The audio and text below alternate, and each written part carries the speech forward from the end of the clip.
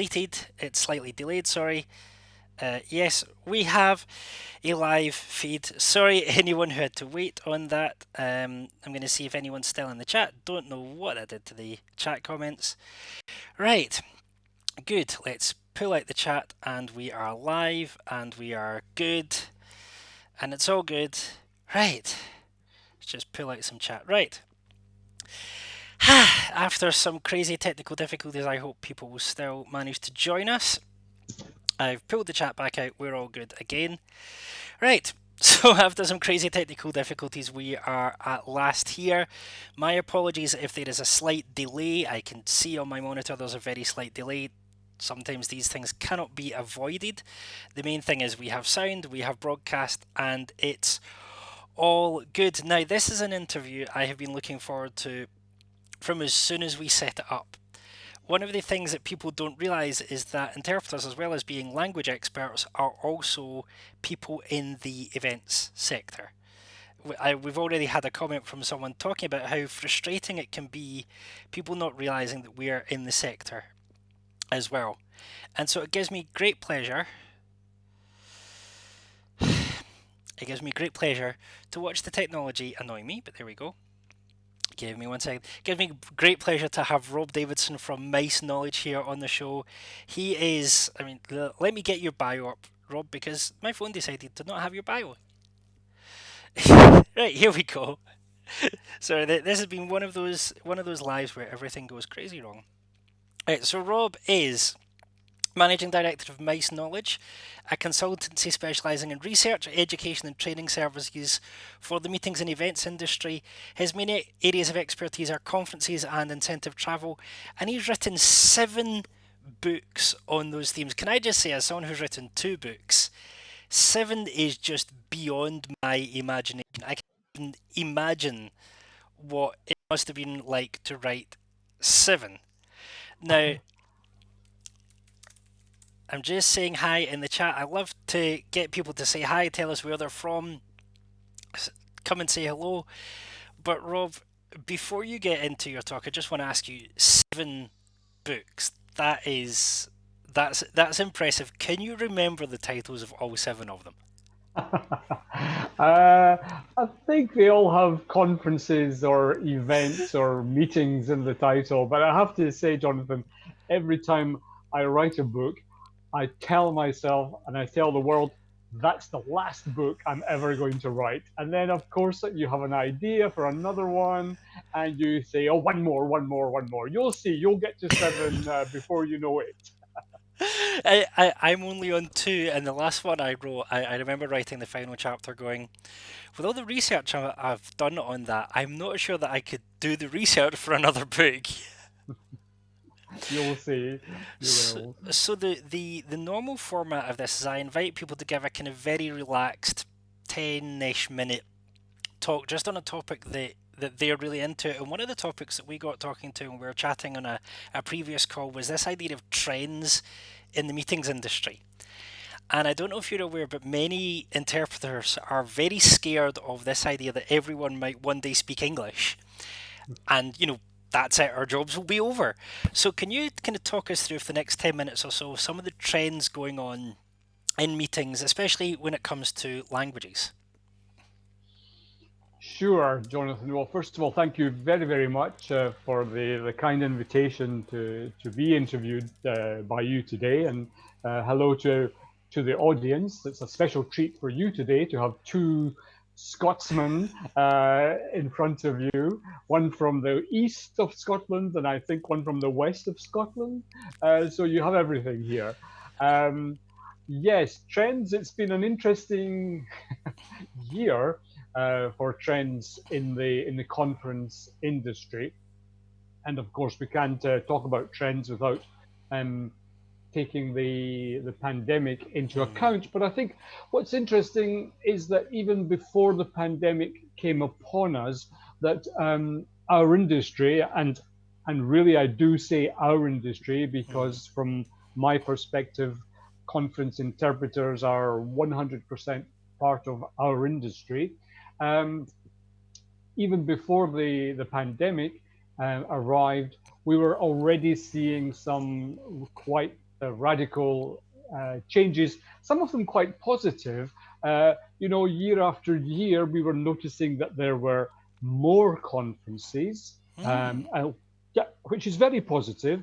One thing that we measure quite well in the conference industry are the conferences of international associations, Mm.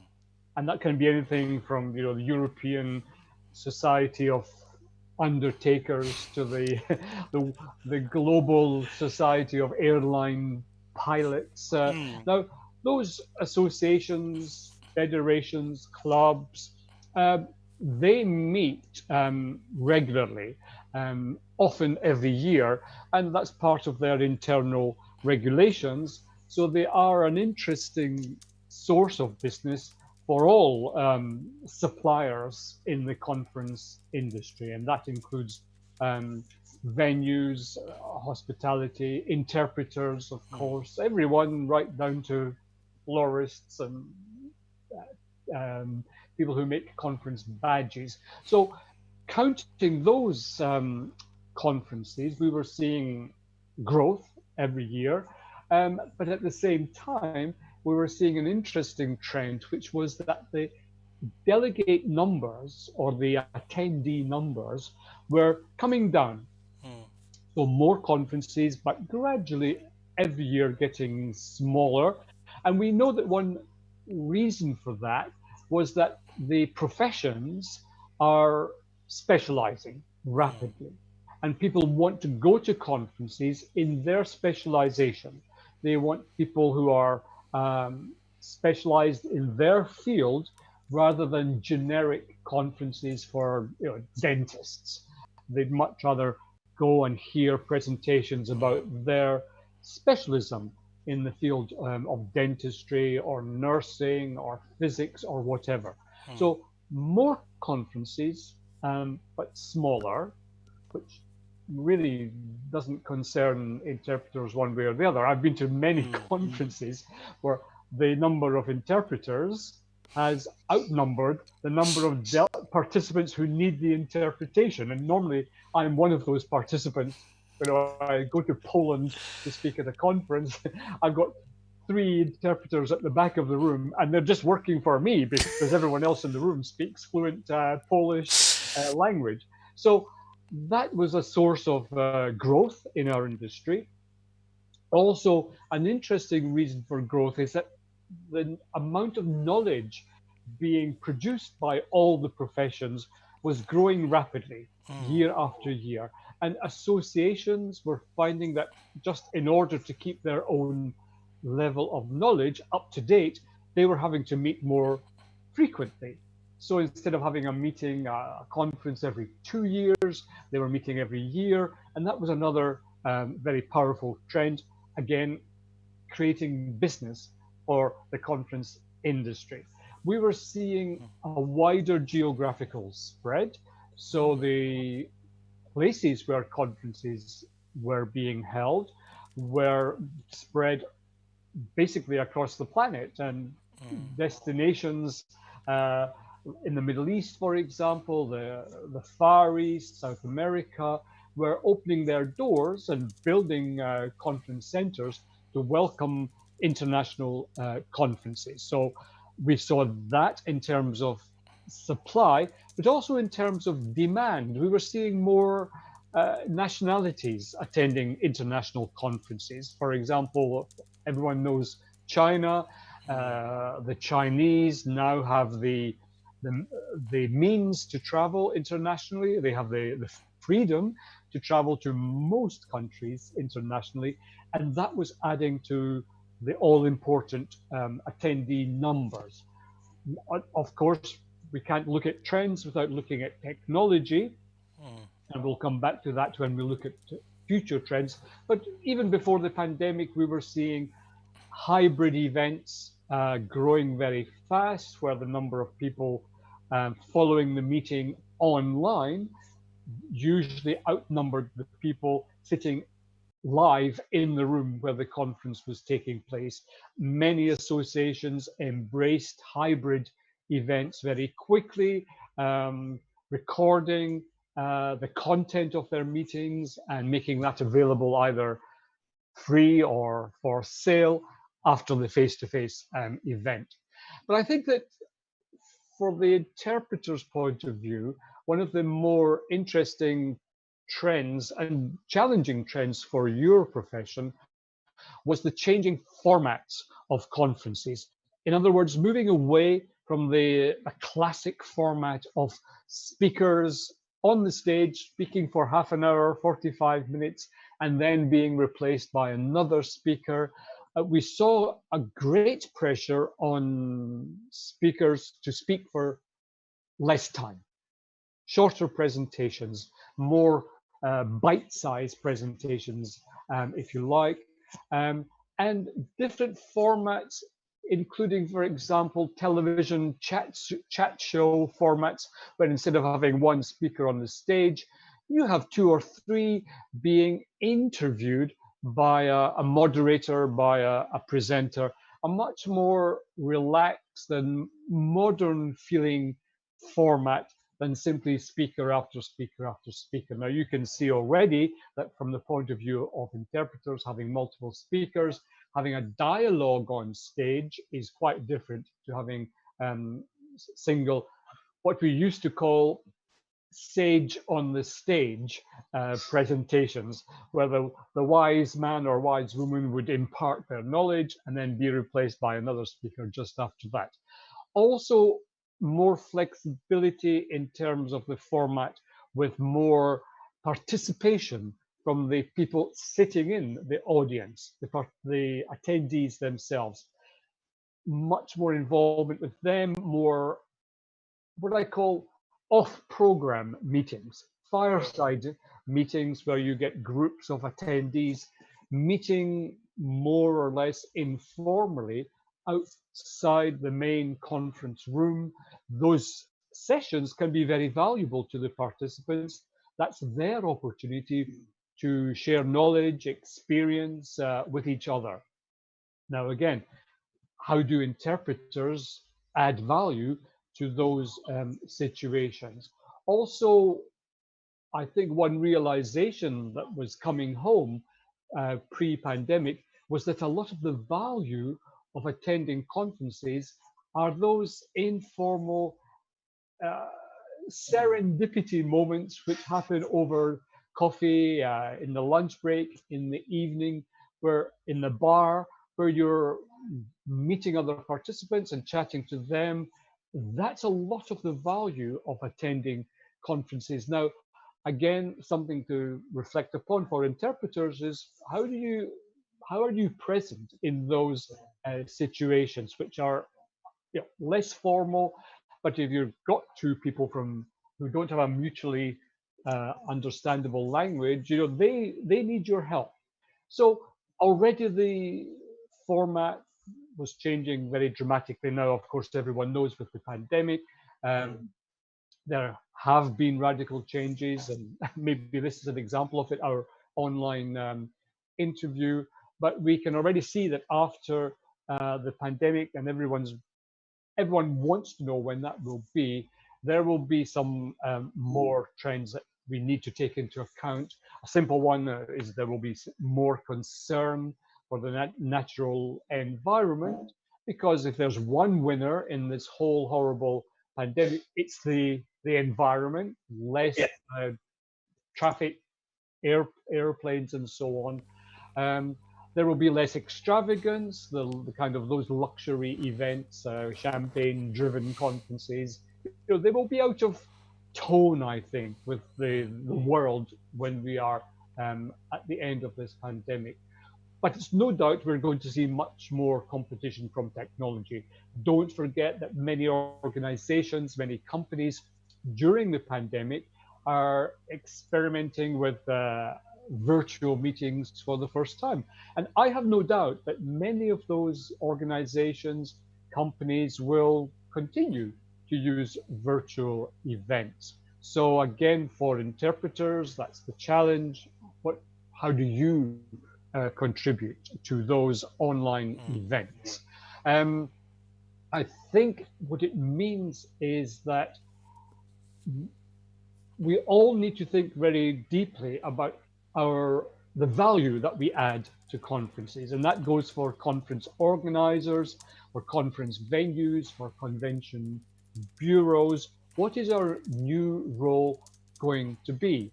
And for people like yourselves, conference interpreters, how do you add value?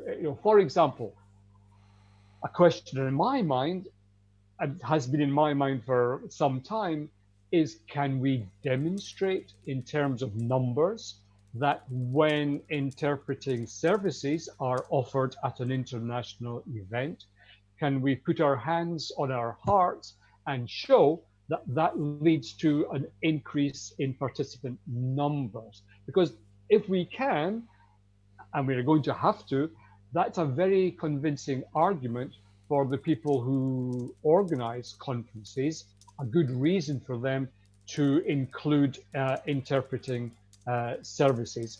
Money will be in short supply, and the pennies will be counted by conference organizers, conference Yep. participants. We're going to have to show our added value. Everyone, how do we demonstrate that very clearly? Because if we can't, I'm sorry, we may not have a future. That is, I mean, that's a great place to end because not only does it sound like a quote from the subtitle of my first book, which was being a successful interpreter, adding value and delivering excellence, which is nice. I've been talking about adding value for a while, but also I think it really gets to the heart of what we're concerned about when we talk about trends in the meetings industry. I've come across a lot of interpreters who have this idea that so long as we keep doing what we've always done, there will always be work for us. And what you seem to be saying, I was taking a note of the trends that you put that you're talking about there. If conferences are changing format, if they're changing place, if they're changing even kind of space, whether they're virtual or in person or both, then it sounds like the conference sector is going through a huge change in terms of what the added value of a conference is and what a conference should look like. Um, has there been any kind of deep discussions in the conference sector as to, why do we have a conference when we can send an email or have a website? Has the sector itself had that conversation with itself about the added value that conferences bring? Oh yes, and this has been a discussion in the conference industry for, well, for at least 10 years. And and during those 10 years, some people have been predicting the end of the conference industry, and we're still Yep. here. Yes, it's it's technology that is our friend and our enemy in some senses, because I mean we've benefited hugely from technology, even from the early days of the dreaded PowerPoint. Uh, we're using technology uh, a lot to enhance conferences, to make them more productive, more efficient.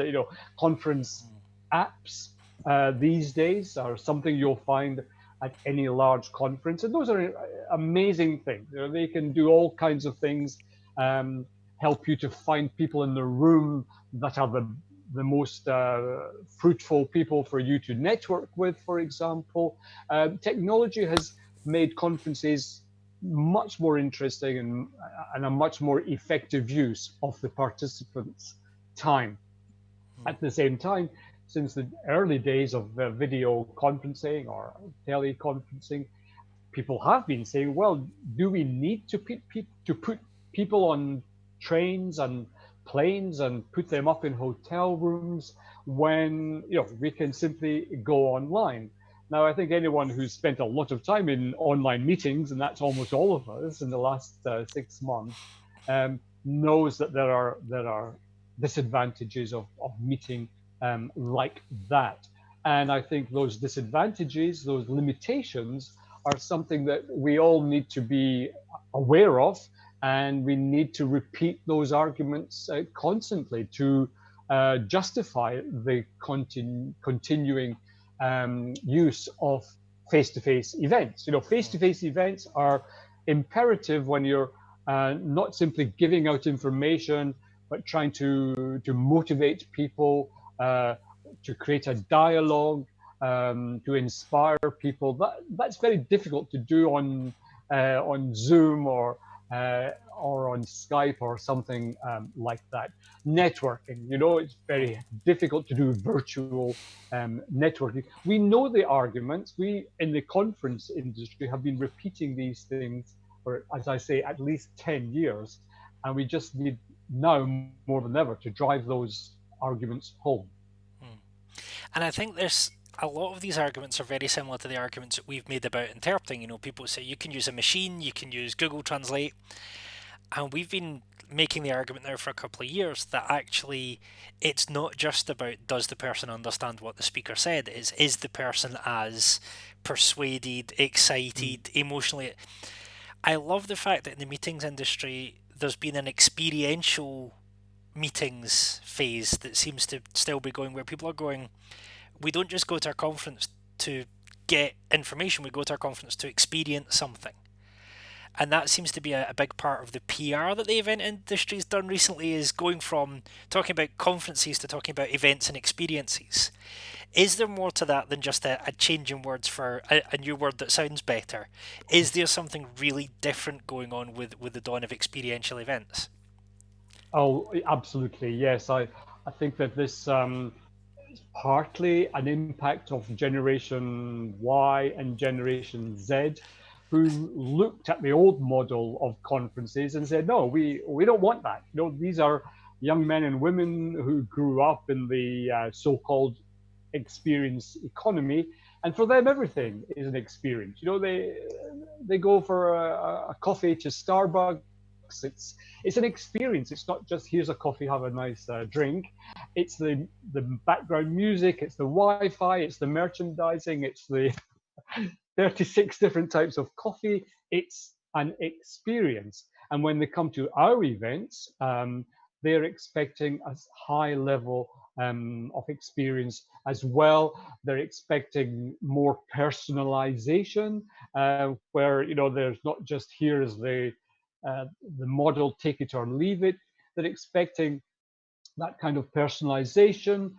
Festivalization is something else which we are increasingly seeing. And I've been to conferences which look more like the kind of music festival that young people enjoy so much, where everything is an experience. So not only speakers, but the food, the catering is an experience, the music. Yeah, conferences these days are much more Instagrammable, if you like, than before. Looking good, sounding good. What you want is when people come into the room, is they take out their phones and do a selfie and say, "Wow, this is amazing! I'm going to be here for 3 days." Uh, that is when you know that you've got the experience right, and we're going to have to get good at that.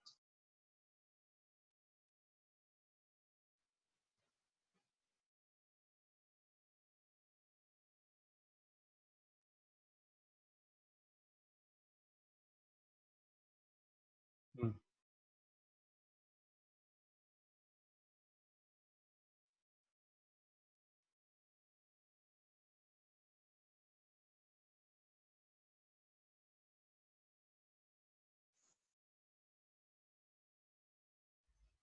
Mm.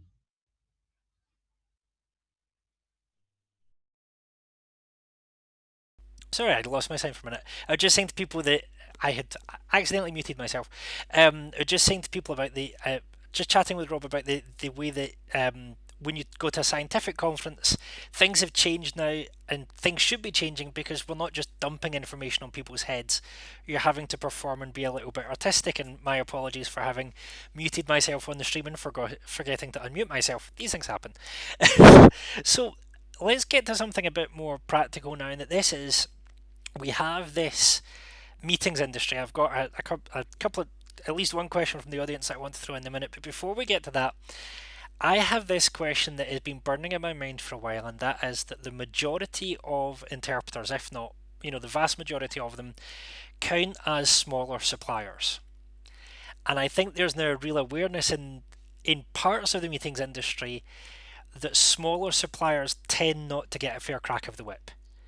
So, if you go to a conference for the meetings industry, the speakers will tend to be CEOs of big companies, and most of the speakers probably haven't actually organised an event for a few years.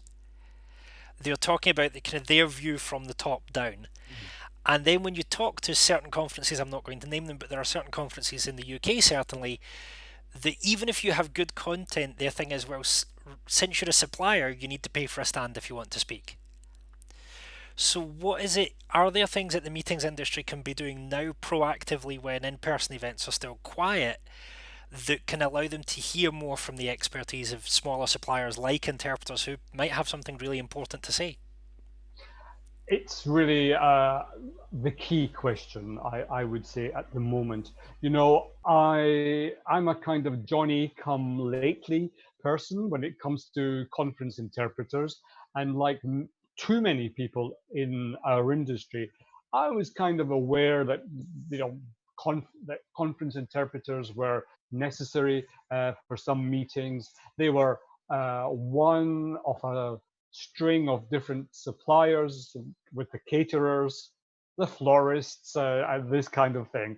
And it was 3 years ago, I think, I was contacted by AIC, one of the international associations for interpreters, and they kindly invited me to speak at one of their events in Cartagena, in Colombia.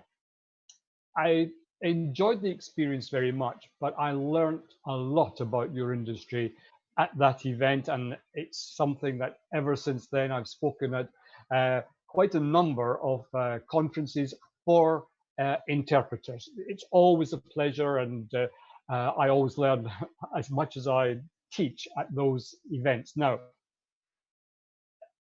we can't go on like this. The situation has to change. And one of my messages when I'm speaking at conferences for conference interpreters is that you need to have your voice heard at conference industry events. Now, um, conference conference industry events are very numerous. I think you've heard the expression oversharing when it comes to things like Facebook. Well, I sometimes think that people in the conference industry overconference. We love going to events and we love organizing conferences for conference organizers, for conference venues, for different people or for everyone in the conference industry. We have many associations. Some people would say too many, um, and each of those associations has an annual conference. It might be a national association of conference planners, or it could be an international organization like MPI, Meeting Professionals International. Um, we have many conferences. On top of that, we have many exhibitions and trade fairs annually for our industry. I see in my diary today, I have penciled in um, for IBTM in Barcelona at the end of the year. Now, the whole world is there. Um, I want to see more conference interpreters speaking at those events and educating conference venues, conference organizers, meeting planners about your role and about the importance of getting professional interpreters. Because with my own ears, I still hear conference organizers saying, oh, we'd better get an interpreter. Wait a minute, I know a woman, she spent a year living in France. She can do the interpreting. Well, no, Classic case. classic case. I spent 9 years living in France, and I fell into this trap not at a conference but a small meeting. And I can tell you, after 10 minutes, I had a headache trying to listen, think, and interpret all at once. I have no idea how you people do it. It's not human, but you do it incredibly well, and you need to tell the world, and a good platform for telling the world are these conferences and trade shows where you have the rest of the conference industry present. They need to hear your story. They need to also hear when things go wrong, because the organizer has not hired a professional interpreter, or has not given them the equipment that you need, or has said, well, one interpreter will be enough. No, they need to hear from you about things going wrong. They need to hear about things going wrong at any level of meeting Mm. where the interpreting has been faulty because it's been done on the cheap, or it has been done using the various forms of technology that are available, which, as everyone listening to this knows, lack the human instinct, the Mm. nuances which only human interpreters can provide. We need to hear that story. I'm aware of it, uh, but all my colleagues in the mice industry need to hear that from you. I was going to say, so we've got a question from Hedwig which really speaks to what you're talking about, and she asks, why is it when you go to mice webinars, even on international events, that the word interpreting just isn't mentioned at all? Is there, what's the reason why the mice industry has just decided no? It, partly what I'm saying, that we've always kind of thought it's something peripheral. And conference organizers learn by their mistakes when they've got a faulty uh, interpretation system lined up and the meeting doesn't go well. We always think in terms of conferences and meetings meeting their objectives. Mm. And of course, communication is a key objective, otherwise, why come together? Uh, and good communication at international events usually depends on high level professional interpreting. And we just need to hear your story much more often. We Mm. need to understand that you are part of our industry, that you are the key to the difference between a successful and an unsuccessful conference. I speak at a lot of international conferences, and as I told you, very often the interpreters are there only for me. It's very nice, but I, over the years, very quickly learned the difference between a good interpreter and a poor interpreter. And I suspect that the poor interpreters are the ones who've spent a year in France and have been Mm. pulled in by the organizers. So we need to hear your story much more. And I will do everything I can to get more of a presence for you all at these events. I mean, that's really comforting to hear. And you using the words "hear your story," that's language which we don't always hear. So I'm used to, when interpreters do get the stage, I'm used to interpreters talking about, the standards and the booth sizes and the things put in place that are there to make things work. But what I think is fascinating is you talked about we need to hear your story. Is there something more powerful about an interpreter standing up and talking about? I could easily talk about when I've interpreted at events and things have gone wrong, or why the consultant interpreter isn't just someone you phoned 2 weeks before. I can tell stories rather than saying here's a rule book, memorize it. Hmm. What's the right approach for interpreters? Is this storytelling the right approach, or are we better kind of talking in strictly monetary, strictly value based terms? Well, this sounds like a very weird thing to be saying to interpreters, but you must begin by learning our language. Now, I'm speaking there about the language that mice professionals use with each other. For example, meeting the objectives of the conference. That speaks volumes, because conference organizers know that their job stands or falls by the extent to which the conference meets its objectives. And Mm. a good conference organizer will be able to give you a list of the objectives of that event, because no one should ever say, it's been a long time since we had a conference. Let's have a conference. No, it doesn't work like that. There are always objectives. And so I would say my advice, and I know, Jonathan, you came along to a conference industry event in London, drop in, come along and listen to the presentations which are being made already. Listen to the vocabulary that we're using, because that way, when you come to speak, you'll be using that terminology Mm, that we use with each other, and then you will be more convincing. We know that you are all language experts, and that's wonderful. I mean, anyone with a half of a brain can only be dumbstruck with admiration for interpreters, because you assimilate knowledge very, very quickly on a whole range of topics. You know all this, but we also need to see how you add value to the conference and how you are um, a guarantor of that conference being a successful one. mm. That idea of being the guarantor of the conference being a successful one, that sounds like something we should put on a nameplate somewhere. So Hedwig was asking for more ideas as well as going to MICE events. What else can interpreters do to change, if you like, their PR in the events industry? Mhm.